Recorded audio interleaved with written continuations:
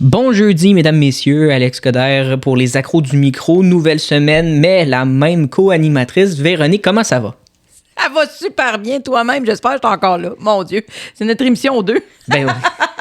Ah, tu sais, comment je pourrais commencer une émission sans chialer? Parce que tu sais que moi, j'aime bien chialer. Hein? Je suis un chialeux de nature, on l'a déjà découvert plusieurs fois. On t'accepte de même. Oui, mais si on parle de déneigement, parle-moi pas là-dessus. Non, ben Oh non, je peux te dire qu'à Montréal-Nord, là, parce que c'est où je reste. Donc, c'est sûr que c'est mon... c'est où est-ce que Ta je référence. regarde. Ma référence, justement. Merci, je cherchais le mot. Eh bien, tu sais, on a eu une tempête, hein? Oui, j'ai semaine cru dernière. voir. On a cru voir, mais moi, je crois pas vraiment à la météo, là, parce que tant que c'est pas tombé, j'y crois pas. La ville a ramassé très lentement. Ça a pris à peu près 6 jours à Montréal-Nord. Ah, ok. C'est quand même quelque chose. Puis là, boum! Encore de la neige. Sauf qu'il y en a qui venaient d'être ramassés. Fait qu'eux sont chanceux. Mais là, les voisins que j'ai, pour ne pas les nommer, Non. ils ont commencé à mettre leur neige dans la rue. Fait qu'ils refont des bancs de neige. Mais là, ils repasseront plus, là. Ah ben non. Ben non, c'est clair. Ah. Fait qu'ils recréent le... Ils recréent les bancs de neige. petite Donc, tempête moi, qu'est-ce que dans je ta m'amuse? rue. Ouais, moi, je m'amuse. Je prends mon auto, je mets ça sur reculons ou sur drive, puis je te rentre dedans. J'ai pas de 4x4, hein, juste pour vous Dedans dire. la neige. Dans la neige, ouais, ben, pas dans les voisins. Je suis pas assez mongol de même. Voyons, verrons. Mais là, émission de bonne humeur parce qu'on a un gros menu pour vous. Oui, aux accros du micro, là, on a la volonté de divertir tout en informant et on a un charmant programme cette semaine. Sur le radar à nouvelles, les livraisons par drone prennent leur envol et les cabanes à sucre sont prêtes à nous sucrer le bec. Alex nous invite dans l'univers des blocs Lego. Au lieu de parler d'une controverse cette semaine, on joue à « Tu te mets combien? » J'ai assez hâte. Combien d'émotions croyez-vous être capable de nommer? Je vous en parle dans ma chronique. Et en fin d'émission, on vous amène au Japon pour une expérience hors du commun. Bienvenue aux accros du micro.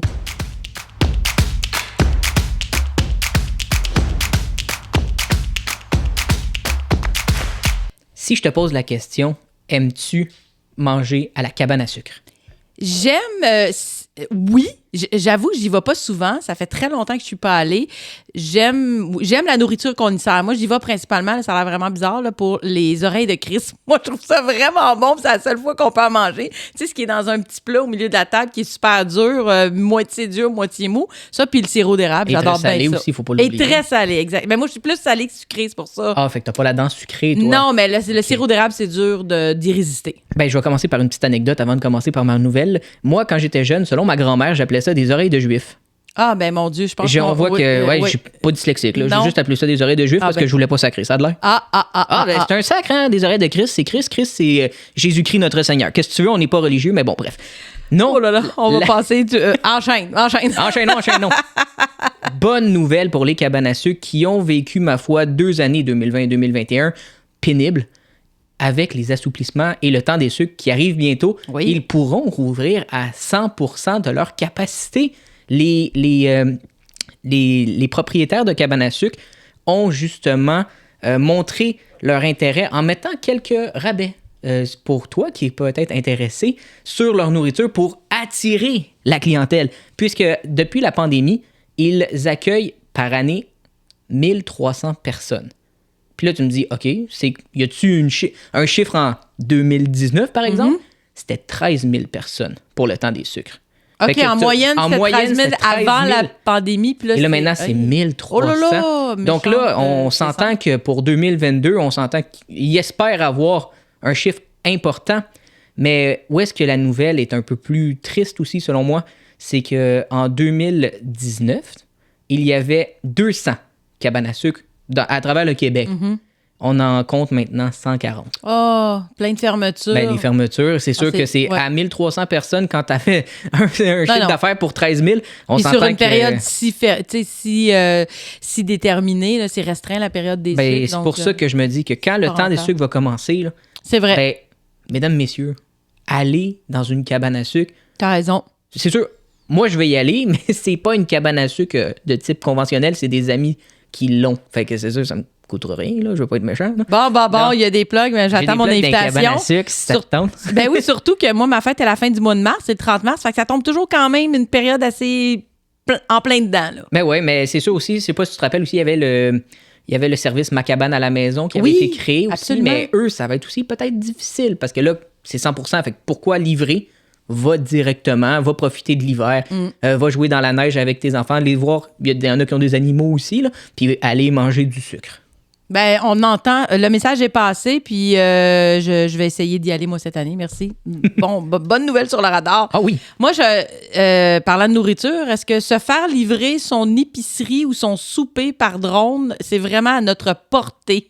J'avais jamais pensé à ça, là. Non. Mais l'entreprise de livraison par drone Wing, qui est une filiale d'Alphabet Inc., qui, elle, est la maison mère de Google, les affaires et ses tentacules, là. Cette entreprise-là a annoncé cette semaine avoir franchi la barre des 200 000 livraisons. Et là, la majeure partie des livraisons par drone s'est effectuée en Australie, là où le projet pilote a débuté il y a 2 ans environ.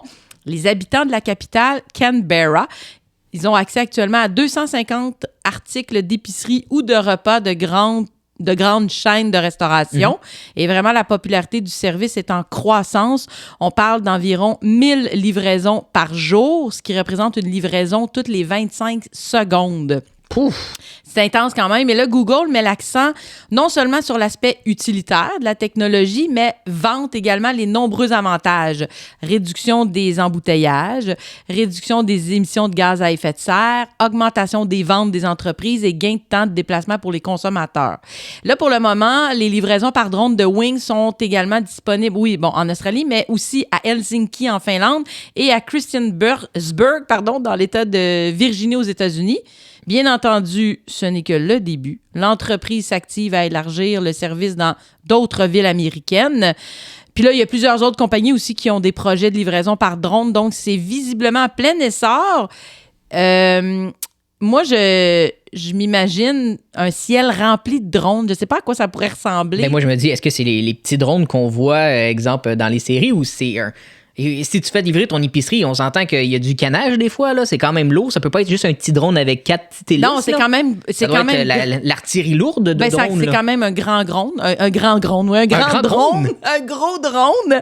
La vidéo que j'ai vue, là, qui était jointe à cette nouvelle-là, là, il y avait vraiment une espèce de fil sur lequel était attachée une boîte dans laquelle les objets étaient. Puis là, ça se promène comme ça avec le fil qui pend puis la boîte au bout. Moi, je sais pas, je me demande à quel point un jour, ça va pas créer une espèce de pollution visuelle aussi, là. Si le ciel est comme rempli de petits drones qui se promènent avec des petites boîtes un petit peu partout, avec des petits paquets, là, je sais pas, est-ce que j'ai l'air vieille et dépassée si je dis que je trouve ça pas mal capoté? Non, mais il faut dire que le jour qu'il y aura des drones dans le ciel, il faut dire qu'il n'y aura plus de chauffeurs derrière les voitures aussi. Et ça, c'est Google.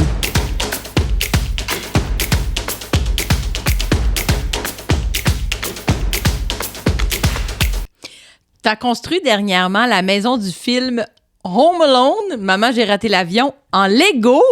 Et t'en fais maintenant carrément une activité de couple, là. Une activité de couple, une dépendance, appelle ça comme tu veux. Mais oui, j'ai reçu ce magnifique cadeau pour Noël. Un beau petit projet qui m'a pris 11h36 minutes. Oh là là! Pour, attention, 4000 pièces environ. Pas pièces dans le sens, le montant. Il y a 4000 pièces dans la maison. De petits morceaux Lego, là. Oui. Et quand t'es rendu à faire les petites guirlandes de Noël, je peux te dire que c'est un peu chiant. Non, mais magnifique. Je dois dire qu'on c'est exposé ici dans la pièce où on se trouve dans le studio. Oui. Il y a tous tes beaux objets Lego. Il y en a plusieurs. D'ailleurs, là, il va falloir que tu commences à penser à avoir un autre meuble ou une autre bibliothèque parce que là, il manque de place pour tes futures œuvres. C'est sûr que si on regarde, là, j'ai la maison de Maman, j'ai raté l'avion. J'ai 2 cadres de Mickey Mouse. Merci à Sophie pour ces magnifiques Mickey Mouse. J'ai Mickey et Minnie, version à peu près quoi? C'est à peu près 30 cm de haut, ça? Ouais. À peu près. J'ai un château miniature de Disney. On voit que ma blonde tripe Disney, hein? C'est pas moi qui l'ai... On peut le deviner. Ben, j'aurais pas pu dire si c'était elle ou toi, mais là, tu le confirmes. Non, c'est elle, totalement elle. Après ça, j'ai un Olaf. Puis j'ai 7 mini Pokémon aussi en Lego. Non, mais je vais faire un petit récapitulatif pour ceux qui ne le savent pas, parce qu'il y en a qui connaissent pas c'est quoi Lego, parce que je sais pas, ils aiment mieux les Playmobil. Je sais pas. Mais en tout cas, Lego, ça a été créé en 1932 par un Danois. Ben oui, rappelle-toi, ton Hugge du bonheur. Ouais, ben c'est ça. Il s'appelle Ole Kurt Christensen. Je sais pas si je l'ai bien prononcé. C'est très danois. Mais le nom Lego vient du danois leg grot, qui signifie joue bien. Mais tu m'apprends plein d'affaires pour vrai. C'est l'anecdote Lego. Puis dans 10 ans, visiblement, on va fêter les 100 ans de Lego. Oui. Oh, que ça J'ai s'annonce tellement gros. pas calculé comme ça, mais tu vois, tu m'en apprends aussi tous les jours. Non, j'aimerais parler justement des blocs Lego parce que aimes-tu les Lego, toi? Ben, honnêtement, je connaissais pas beaucoup ça. Je pense que quand j'étais jeune, j'en avais peut-être quelques-uns, Ouais. pas tant, mais on était comme vraiment dans un autre monde. Là. C'était pas en toute la même avant, affaire. T'achetais une boîte, puis Tu faisais ce que tu voulais. Ouais, c'est ta Pas créativité. grand-chose. Là. Fait C'est que- toi qui fais une maison, un arbre ou une pyramide. Tu les mets tout un à côté de l'autre, puis tu les montes jusqu'à ce qu'il en reste juste un. Là. Puis il fallait deviner un peu ce qui sortait de tout ça, parce que ça ressemblait tout, C'est ça. tant qu'à moi. Si je te dis, pense vite à un endroit, un objet ou un film, tu penserais à quoi? Mettons, la Tour Eiffel. La Tour Eiffel, ça existe. Un autre? Le pont de San Francisco. Ça existe aussi. Parce que Lego ont parti une collection sur différentes villes dans le monde. Fait que comme quoi, maintenant, penser à quelque chose, ça existe fort possiblement Lego, mais, il y a un gros mais, attendez-vous à mettre l'argent dessus. Parce que maintenant, acheter des Lego, je sais pas si c'est l'inflation ou parce que le monde s'amuse vraiment beaucoup avec ça, mais ça coûte une vraie petite fortune et c'est beaucoup sold out, littéralement. Tu t'en vas sur le site lego.com, c'est écrit rupture de stock, arrive bientôt ou difficile à trouver. Ça, quand ils m'écrivent difficile à trouver, puis je le trouve dans un magasin de type Walmart, je me dis, il y a quelqu'un qui a mal fait sa job chez Lego, là, littéralement. Non, en ce moment, moi, tu sais, je vais me marier. Oui, quelle Ben, grande nouvelle. ben, je l'ai Cette déjà- année, Cette année, je l'ai déjà dit dans exactement. Oh man, c'est dans 6 mois pile. hey, ça va vite. Ouais, dans 6 mois pile, je vais me marier. Et là, je me suis dit, est-ce que mon couple est solide? Tu sais, je sais pas, là, tu sais, ça va faire 5 ans aussi que je suis avec, en fin mars. Mais non, il est très solide. Puis là, je me suis dit, on va faire une activité de couple, on va faire des Lego. Parce que ma copine aime beaucoup Disney. Fait que là, on essaie d'en trouver. Puis, je sais pas si tu as entendu parler du nouveau film Encanto sur Disney+. Non, Là, pardon. les jeunes, ils adorent, puis ma copine adore. Ben, ils ont sorti un Lego, elle le cherche, mais il est introuvable. Puis il coûte une vraie petite fortune. Fait que là, je me dis, je vais regarder sur Internet de type eBay ou Kijiji si quelqu'un en vend. Ben, habituellement, ce Lego-là doit coûter à peu près dans les centaines de dollars, 100, 150 dollars. Ben, il y en a qui le vendent 300, 400, voire 500 dollars. Aïe, aïe, c'est Et si incroyable. tu cherches du Disney, parce qu'en ce moment, c'est la grosse mode, là, le Disney, pour un Lego qui devrait coûter à peu près 300 dollars, oui, c'est cher. On parle d'à peu près 700 dollars sur Ben là, Internet. c'est dément. Fait que là, moi, je me dis, je l'aime bien gros, mais tu sais, on va faire des économies pour notre mariage. Mais je me dis, est-ce que maintenant, faire des Legos, c'est faire solidifier son couple?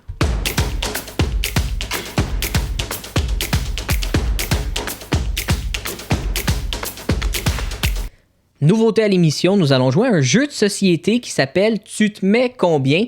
Version québécoise. Est-ce que tu connais le jeu? Non, puis j'ai tellement hâte, parce que j'adore jouer, puis ça a l'air vraiment le fun, puis ça, je suis toute énervée. Je vais te faire un petit résumé assez rapide pour qu'on commence le jeu. C'est un jeu de plateau qui se joue en équipe ou individuel sur des questions de connaissances générales. Il y a 4 catégories, soit les improbables, les plaisirs, matures et scolaires. Ça, c'est les choix des catégories. Oui. Et il n'y a pas de dés dans le jeu. Donc, tu dois répondre à une question entre 1 et 10.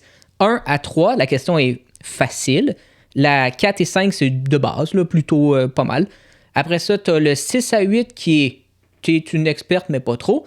Puis 9 à 10, tu es l'experte en la matière. OK. Comment ça fonctionne? À tour de rôle, tu nommes une couleur et le jeu commence ainsi. À la fin, il y a la carte pour remporter la victoire, qui est un petit quiz, où il y a des challenges aussi. Nous allons jouer de façon plus amicale, bon enfant. Sans plateau. Sans plateau, nous allons piger une carte aléatoirement et nous poser la question Oui. pour voir nos connaissances générales, littéralement. Et si tu le permets bien, je vais te faire commencer puisque toi, tu n'as jamais joué. Non! Alors, si je te dis, tu veux quelle catégorie ou tu me fais confiance? Non, genre, je vais choisir ma catégorie. On a le droit d'y choisir. Oh, vas-y. Répète, l'orange ici, c'est La quoi le orange, nom? c'est des questions de plaisir. Allons-y, commençons dans le plaisir. Commençons dans le plaisir. Je pioche une carte. Vas-y. Alors, tu te mets combien? Car il faut toujours dire le nom du Oui, jeu. parce qu'on se dit de 1 à 10, puis là, dépendamment le chiffre que je vais donner, ça correspond à une question Oui. plus ou moins difficile. OK. C'est ça. 1, c'est pas mal facile. 10, t'es une experte. Alors, oui. Alors, tu te mets combien en James Bond Girl? Oh my God, tellement pas, là, Seigneur. Je viens d'écouter beaucoup de James Bond dernièrement. Seigneur. 4. 4. De quelle nationalité est Natalia, la James Bond girl du film GoldenEye? Je vais vraiment y aller avec un cliché, là, je vais dire russe. Là. Et c'est une bonne réponse. Donc, puisque tu as la bonne réponse, théoriquement, tu avancerais de 4 pour ta prochaine partie. Je vois. Hey, là, faudrait noter les points, par exemple. Là, mais Bon, non, on le fait de façon amicale. Amicale. Mais la prochaine fois, si tu veux, on peut se faire Oui, vraiment avec un vrai, points. oui. À ton tour. Moi, j'aime bien les questions un peu insolites, improbables. Donc, la catégorie mauve, s'il vous plaît. Parfait, je pige. Au hasard, vous avez entendu, j'ai déposé le paquet. Bon, Alex, tu te mets combien en sauce? Oh, en sauce. Je ne suis pas un sauceux. Donc, je vais dire 3. Je vais jouer limite. OK, question 3. De quel pays sont originaires les sauces à base de wasabi? Japon. Très bonne réponse! Et j'avancerai de 3.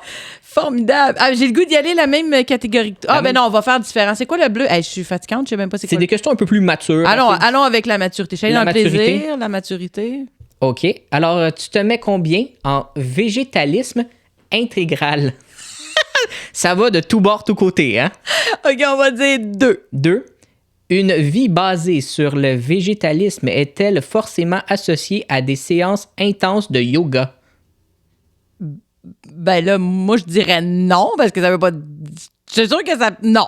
Ben, la réponse, c'est pas forcément, donc c'est non. C'est ça, c'est non. Ben, c'est oui ça, ou ça non, peut venir, c'est- mais ça n'a pas rapport, là. OK, ben je suis pas si pire. Ah, pas si pire. t'es bonne. Moi, je vais montrer que j'ai vraiment beaucoup de culture générale avec une question scolaire. Scolaire. Habituellement, je suis vraiment pas bon là-dedans. Là. Donc ça, c'est la catégorie verte. Oui. Tu te mets, pardon, faudrait fun que je le dise correctement, tu te mets combien en Terre-Neuve? Oh, C'est vraiment vaste, là. est-ce qu'il y a 0? Non! Je vais dire, je suis bon joueur, je vais dire 4. 4. Quel tragique événement mondialement connu s'est produit au large de Terre-Neuve dans la nuit du 14 au 15 avril 1912?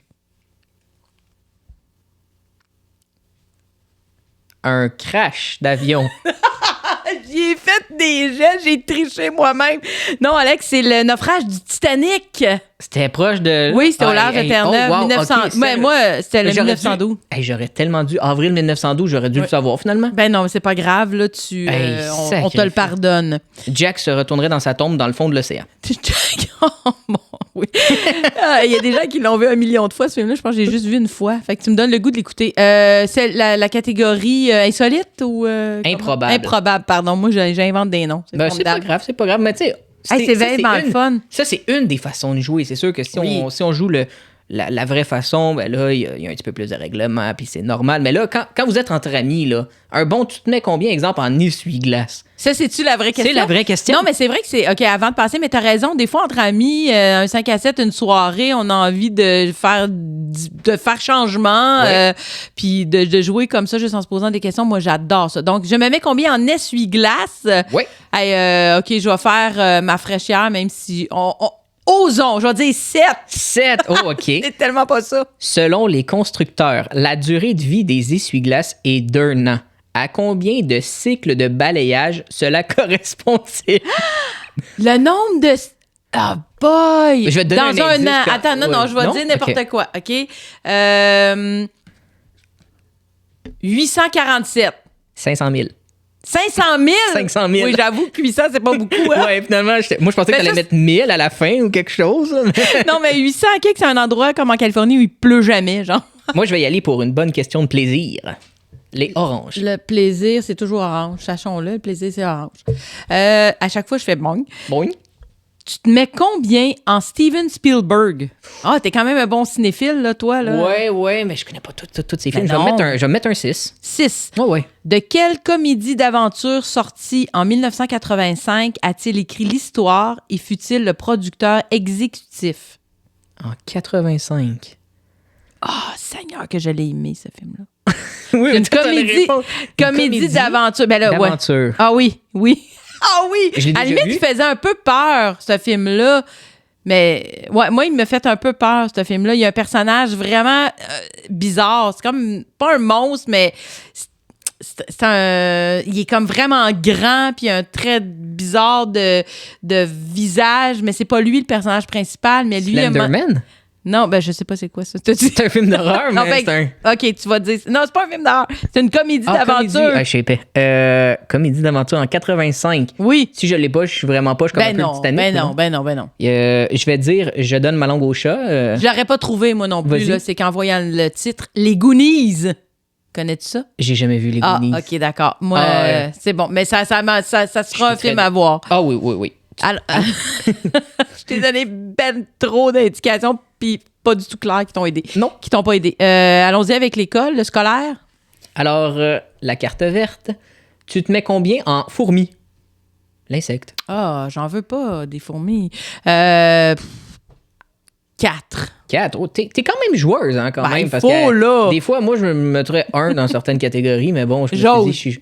Alors, 4. Quel écrivain français a principalement connu pour sa trilogie des fourmis? Weber, là. Oui, Weber, là. Oui, Weber. Son prénom Bernard. m'échappe. Bernard Weber. Ouais. Déjà là, t'as 1 point de plus que moi parce que je l'aurais jamais trouvé. Moi, je me sens d'attaque pour un petit... une question mature. La maturité, c'est les bleus. Bleu, parfait. Vous voyez, ça va dans tout bord, tout côté. Ah, hein? vraiment? Ça, c'est intéressant. Comme si les autres n'étaient pas, mais... C'est parce qu'on apprend en même temps. Moi, c'est ça que j'adore. Tu te mets combien en Mafia? J'ai joué au jeu vidéo qui s'appelle Mafia 2 et Mafia 3 sur la PS3 et la PS4. Mais en Mafia, je vais me donner un 3. Le casier judiciaire de Niccolo Rizzuto, parrain de la mafia montréalaise, était vierge à sa mort. Vrai ou faux? Oh boy. Il est allé en prison. Fait que théoriquement, c'est faux. C'est faux. Ben, c'est ça. faux. Pourquoi j'ai hésité? Je sais pourquoi j'ai hésité. Et théoriquement, il est allé en prison, bâtard. Ça veut dire que t'as un casier, là. Je pense qu'on a le temps encore peut-être pour 2 questions. Ouais, une question chacun, voire 2 si on répond assez vite. Je vais y aller dans le plaisir. Dans le plaisir, je pioche. Attention, je pose. Tu te mets combien en les boys? Ah, boy, comme on dit. Je vais dire 6 pour rire parce que, sérieusement, je pense que je les ai pas vus, les films. Quel acteur incarne Bob? Ben, je vais dire... oh, mon Dieu. Pierre Lebeau? Pas lui Marc qui fait Bob. Messier. Ah, c'est Bob, c'est le personnage de Marc Messier. Ben... Je suis allé au hasard. Non, ouais, moi, je vais prendre aussi le plaisir, tant qu'à y être, tant qu'on est dans le plaisir, parce que nous avons beaucoup de fun quand même. Oui! C'est, avec un petit verre, il y en a des fois, là, tu peux rire assez longtemps. J'avoue qu'avec un petit verre de vin, ça serait bien même agréable. Si je bois pas d'alcool. Mais non, c'est ça. Et l'abus d'alcool est dangereux. Absolument. À consommer avec modération. Avec modération. Mais les questions, aucune modération. Non. Tu te mets combien en les Denis Drolet? Oh, je vais me mettre un 4. Parmi les types d'humour suivants, lequel pratique-t-il? La satire, l'absurde, la scatologie ou l'humour noir? Ça dépend de quelle période, parce que je te dirais qu'ils en ont fait quand même quelques-unes. Mais généralement, c'est vraiment une catégorie très claire là, de leur type d'humour. Je vais dire la satire. C'est l'absurde. C'est ça que j'allais dire aussi. On voit que je suis vraiment... Donc, ta dernière question? Oui, OK, on a chacune une dernière question. Une dernière question. Je sais même pas pourquoi j'allais piocher prends ça, le mauve, c'est quoi? Le mauve, c'est les improbables. Les improbables, allons-y. Essayons quelque chose, OK? Oui. Je vais te poser la question 10. Ah, bonne idée. Tu me poseras la question 10 pour voir. Oui. Vous allez voir comment ça peut être quelque chose. Pointu. Alors, tu te mets combien en diable? À cela, tu réponds 10. Nomme le titre Inu de ce succès du défunt duo Kashtin qui se traduit par chanson du diable. Ah! Ben, je sais pas. Tipachimun. Ah, Tipachimun. Tu connais? Ben, la chanson, oui, on connaît un peu Kashtin, non?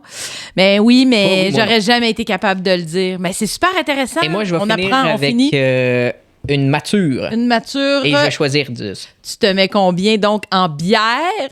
Grand buveur que tu n'es pas. 10. Houblon. Quel degré d'alcool atteint la Snake Venom, actuellement la bière la plus forte du monde? Ouais. Forte, je vais dire 18%. Aïe, t'as-tu vu mes yeux, ma face? 67,5%. C'est une bonne bière écossaise, comme c'est écrit, ça n'a aucun sens. C'est plus fort que du fort. C'est plus fort que du gin, que du rhum. Incroyable, 67,5% une bière. Aïe, aïe. Et vous voyez? Donc, c'était Tu te mets combien? Version québécoise, disponible chez moi. Je l'ai eu chez Renaud-Bré pour la modique somme de 29,99. Non, il me semble que c'est un petit peu plus dispendieux que ça. Dispendieux? Oui. Les jeux, puis avec raison. Puis si on voit le nombre de questions, les piles sont vraiment épaisses. Il y en a vraiment beaucoup. C'est un super jeu. Excuse de t'interrompre, mais on parle de 540 cartes et 4100 questions. Il y a quand même 10 questions par affaire, fait que c'est sûr que c'était facile à faire. Le calcul était facile à faire, tu rajoutes un 0. Ça, c'est ce qu'on apprend à la petite école. Moi qui est tellement poche en maths, j'espère que vous avez bien aimé ça. Hein? J'ai adoré, oui, le jeu, parce que j'aime ça donner des informations qui sont précises. Bon, combien? C'est ça, c'est pas loin d'une cinquantaine de dollars, là, entre 50 et 60 $. Chez Renaud-Bré, là, il est 59,99. C'est quand même pas donné. Mais ça vaut la peine vraiment, parce qu'avant de passer à travers toutes ces questions-là, ça va vous prendre beaucoup de soirées. Donc, merci de la découverte, Alex. C'était fabuleux. Je pense qu'on va sûrement se refaire une autre partie très bientôt.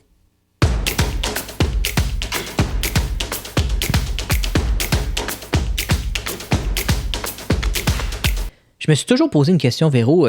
L'être humain, là, on a des émotions, mais combien on peut en avoir?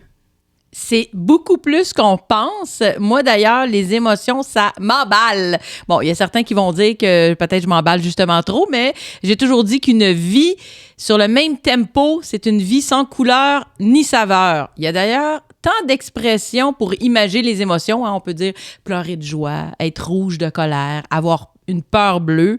Et savoir bien exprimer nos émotions, c'est pas chose facile pour tout le monde. Alors vraiment, maintenant, là, d'apprendre qu'il y en a finalement une panoplie, ça va peut-être en décourager plusieurs. Parce que l'hypothèse qui semblait faire consensus depuis longtemps regrouperait les émotions en 6 grandes catégories. Est-ce que tu peux les définir? Je vais te surprendre un peu parce qu'il existe un film qui s'appelle Vice et Versa, qui est un film sur les émotions. Fait que si je me rappelle bien de mes classiques, qui n'est pas tant un classique parce que je suis sûr que tu l'as pas vu. Non. Pourquoi c'est un film d'animation, hein? Oui, c'est ça. Non, mais je l'ai pas vu. Mais je vais te dire, si je me trompe pas, là, OK? La joie, la tristesse, la colère, la peur et le dégoût. Ouais, la joie, c'est plutôt le bonheur. Tristesse, colère, dégoût, tu l'as, peur et la surprise. Oh! Mais là, surprenant parce qu'il l'a pas dans le film. Bon, mais voilà une émotion qui surgit. Moi, je suis surprise de découvrir que le dégoût est une émotion. Et toi, es-tu dégoûté par ma surprise? Moi, OK. Non, mais là, on peut dire au revoir à la simplicité de ces 6 catégories parce qu'on recense pas moins de 27 états émotifs chez l'humain. Tu sais comment j'aime fouiller, lire sur toutes sortes de sujets. Là, j'ai déniché un article qui relate les résultats d'une étude de chercheurs de l'Université de la Californie qui date d'environ peut-être 5 ans. Et ceux-ci avancent que les expériences émotionnelles seraient beaucoup plus riches et nuancées que ce qu'on croyait. Les psychologues chercheurs ont soumis des femmes et des hommes à plus de 2000 extraits vidéo qui étaient évocateurs émotionnellement. Donc, on a montré des images de mariage. Là, tu vois, c'est dommage. Le tien n'a pas eu lieu, fait qu'on n'a pas pu montrer encore ton mariage. On le montrera pas non plus. Ils ont montré des images, par exemple, de naissance d'enfants, d'animaux allant jusqu'aux serpents, aux araignées, des images de souffrance, de catastrophes naturelles. Dans le fond, ils ont ouvert la télévision sur LCN. Non, parce que là, ils ont montré aussi des images débats sexuels. Oh, as-tu une émotion? Ben, ça passe pas à On dit érection, pas émotion, mais c'est correct.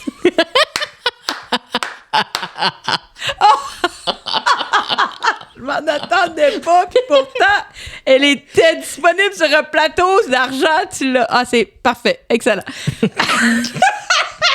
OK. Et en analysant les réponses de ces extraits vidéo et ce que ça crée chez les gens, les participants, ben, les chercheurs ont identifié 27 dimensions distinctes pour expliquer les réactions des participants aux extraits. C'est donc tout un éventail de possibilités pour exprimer notre monde intérieur.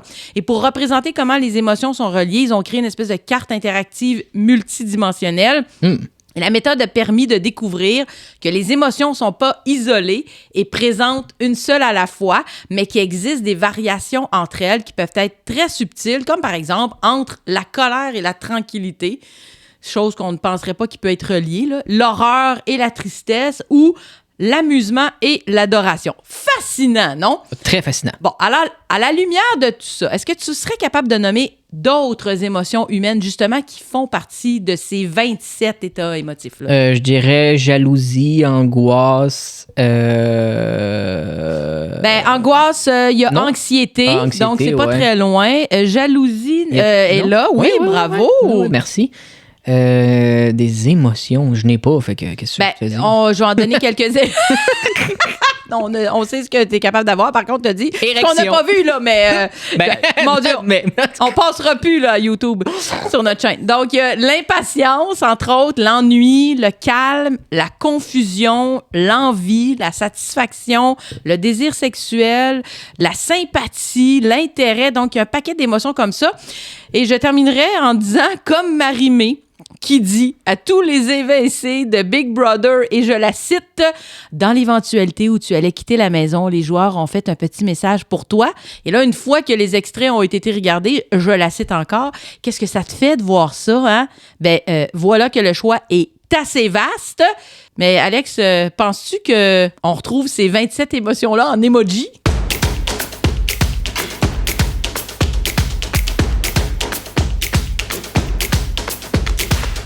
Avec la pandémie, certaines personnes ont dû s'adapter et il y a le Oshinoya Tokyo, qui est un hôtel 5 étoiles dans la capitale japonaise, que eux, ils sont allés d'une idée, là, ma foi, hors de l'ordinaire.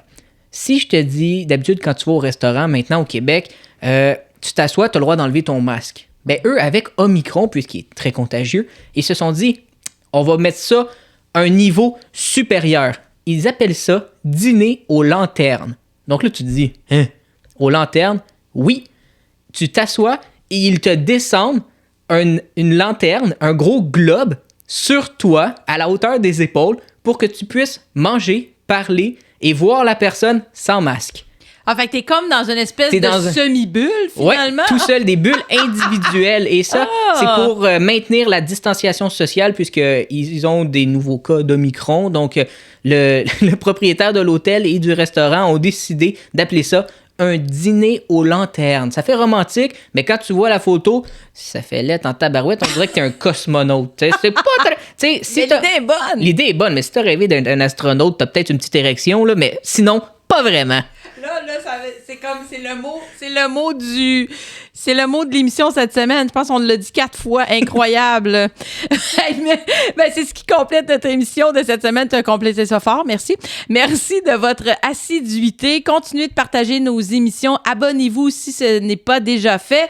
Et on vous prépare vraiment beaucoup de nouveautés dans les prochaines semaines. Nous vous disons, restez à l'affût. Je vous souhaite de passer une belle soirée. On se donne rendez-vous, même heure, même poste, comme d'habitude, sur nos différents réseaux.